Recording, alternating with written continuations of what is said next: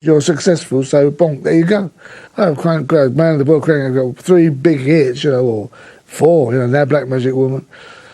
A British blues icon, a guitar hero, a man whose music once echoed through the smoky clubs of swinging London, and whose name stood beside Clapton, Beck, and Page. But then Peter Green vanished, just disappeared, not from the charts, from reality. What really happened to one of the most gifted musicians of his generation? Why did the man behind Fleetwood Mac spiral into madness, poverty, and silence? And what dark truths were hiding behind his sudden fall? This is the haunting mystery of Peter Green, finally solved, and it isn't good. Picture this: a freezing afternoon in post-war London. Soot on the windows, distant echoes of ration trucks outside, and inside a cramped flat in Bethnal Green. A young boy named Peter Greenbaum sits alone in the dim light, cradling a second-hand guitar like it's his only lifeline. The world outside is gray, loud, and harsh, but Peter has already begun drifting somewhere else, into music. Not the catchy tunes of the charts, but the lonely, aching howls of American blues.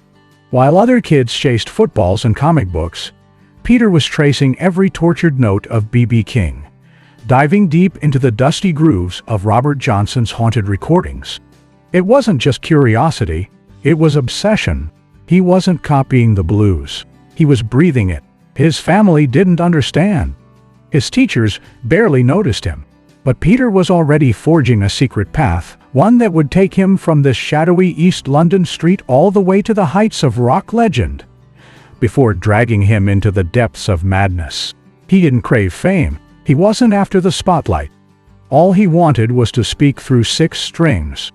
But the very gift that set him apart would soon become the very curse that tore his life apart. By 1966, something was stirring in London's underground clubs. Clapton was out. The scene needed a new savior. And Peter Green walked in, soft-spoken, baby-faced, and holding a Les Paul that seemed to weep when he touched it. He was offered the unthinkable, replacing Eric Clapton and John Mayall's Blues Breakers, the holy grail of British blues. It was like being asked to replace God. And at first, fans revolted. They booed. They mocked. "Where's Clapton?" they sneered. But Peter didn't flinch. He plugged in and played. The room fell silent. His solo on the Supernatural wasn't just a piece of music. It was a seance. Listeners felt chills. Something about the way he bent notes made people cry without knowing why. There was an emotional weight in every phrase, something ancient and wounded, something holy. Even B.B. King, the legend Peter worshipped as a boy, would later say, "He was the only one who gave me the cold sweats."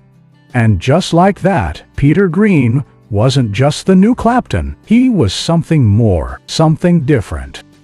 Bit weird, bit sort of predictable, but much more obvious than it would seem.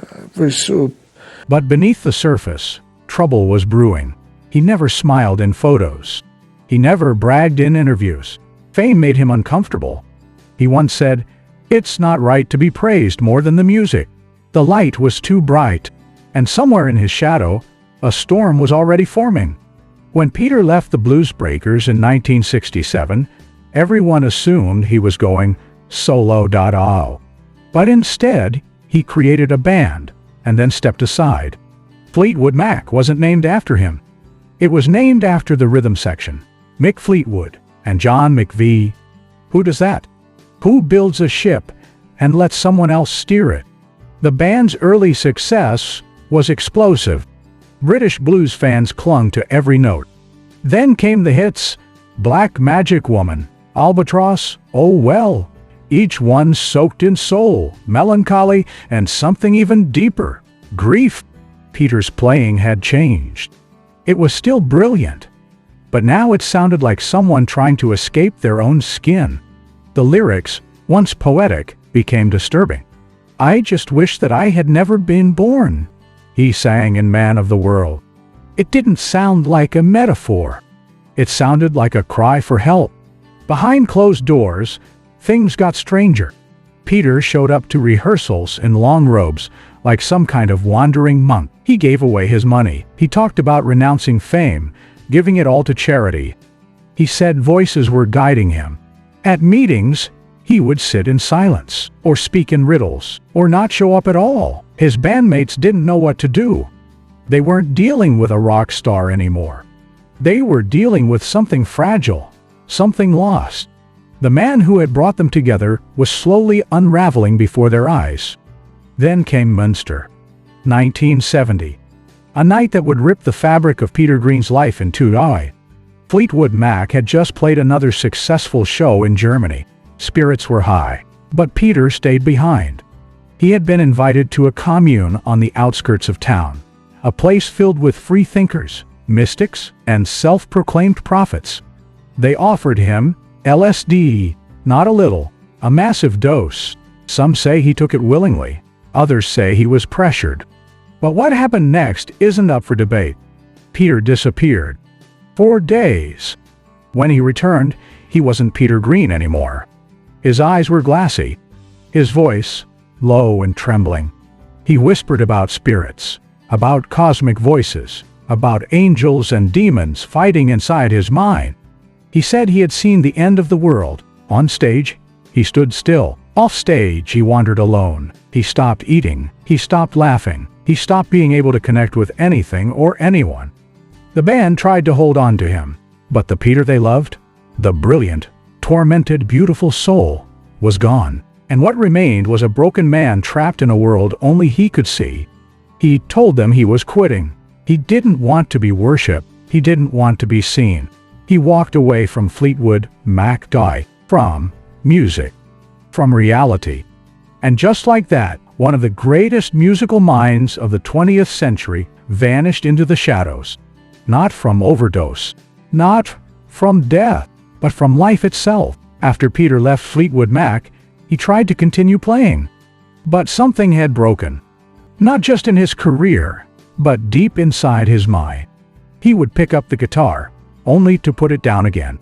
Notes that once poured from him like water now sounded stiff, lost, confused. It was as if the strings were resisting him, or worse, mocking him. He began to speak of invisible forces, of spirits trailing his footsteps. Friends who visited him said he barely spoke. Others said he wandered the streets alone for hours, mumbling to himself, scratching lyrics into scraps of paper and losing them to the wind. At one point, he shaved his head and began wearing oversized clothes, convinced that his appearance was attracting demonic attention. Peter was hearing voices, real ones, and they weren't kind. They told him he was evil, that he should disappear, that he didn't deserve his talent. The man who once had B.B. King trembling couldn't even trust the sound of his own mind anymore. By the late 1970s, Peter Green was gone from music and nearly gone from the world. He was diagnosed with schizophrenia and institutionalized multiple times. In those cold, sterile hospitals, the treatments were brutal. Electroconvulsive therapy, ECT, wiped chunks of his memory. Medications dulled his senses. His genius was drowned beneath chemicals and fear. Rumors spread that he had become homeless. Fans reported seeing him on park benches, disheveled and muttering. One journalist claimed to have found him living in a London squat, with no electricity, no running water, and a single broken guitar in the corner, untouched. He was no longer a man. He was a ghost. Peter's family tried to help, but even they didn't understand the storm inside his head. Arguments broke out over control, over royalties, over how to help him, or whether he could even be helped at all. His brother Michael, also a musician, reportedly clashed with Peter over creative decisions and guardianship matters. The two stopped speaking for years. His parents, once proud of their son, now avoided interviews. His relatives stopped talking to the press. The Greenbaum family went silent, not out of shame, but heartbreak. Peter had vanished from their lives, even as he wandered just a few blocks away. As Peter unraveled, Fleetwood Mac did the opposite, with Lindsey Buckingham, Stevie Nicks, and Christine McVie joining the band. They became one of the biggest acts on the planet. multi-platinum albums, sold-out world tours, Grammys start, and Peter watched, from a distance, from a TV screen, or a newspaper headline. The band he built, now soaring higher than ever without him. He once said in a rare interview, "They're doing great. I'm happy for them." But those close to him said otherwise. Watching them explode only deepened the wound. His legacy had been rewritten. The blues visionary was now a forgotten footnote. Meanwhile, record executives cashed in on his name. Compilation albums were released. Remastered editions of his early work hit the shelves. His voice and guitar were selling, but Peter saw barely a penny.